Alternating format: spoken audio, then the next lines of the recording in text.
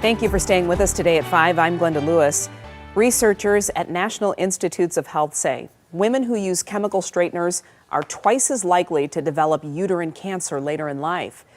It's part of a study released this week that also links hair dye and chemical straighteners to ovarian and breast cancers, something that the NIH says is more likely to impact Black women who statistically use the products more often. 7 Action News reporter Whitney Burney explains the process behind chemical straightening and why some women still get this treatment. For many Black women, it's like it's a whole new woman.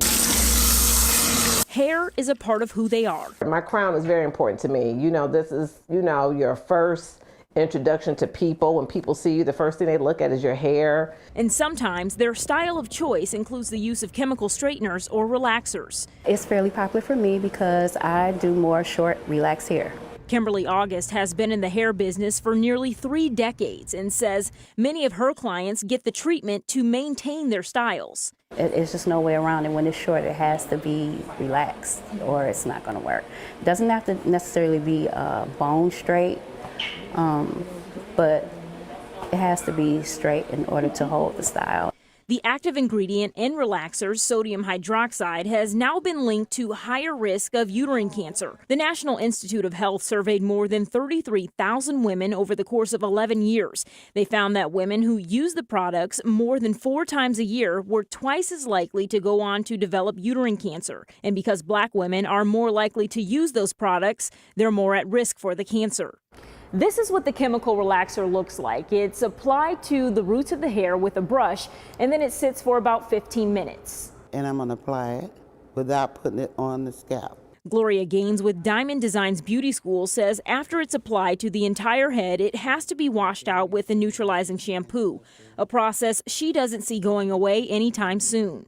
Anytime you're using a chemical, it's going to damage your hair anyway, but we're going to put it in our hair.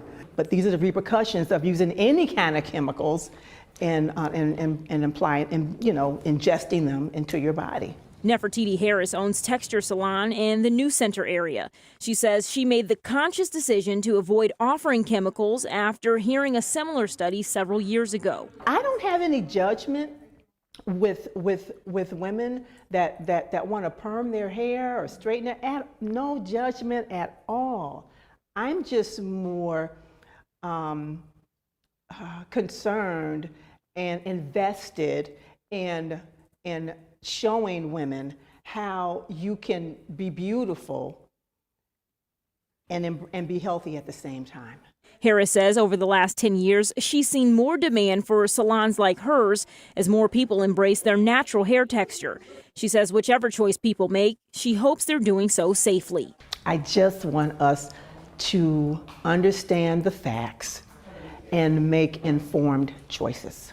For 7 Action News, I'm Whitney Burney.